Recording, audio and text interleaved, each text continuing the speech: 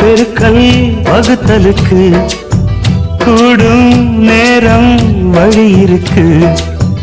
இருக்கிற நாள இருவரும் சேர்ந்து இணை பிரியாம கழிச்சிட வேணும்.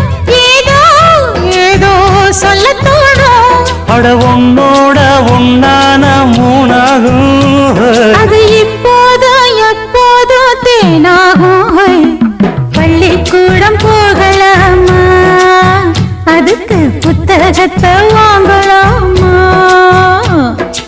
எல்லோருக்கும் நல்ல பாடம் சொல்லாமலே புரியும் பாடம்.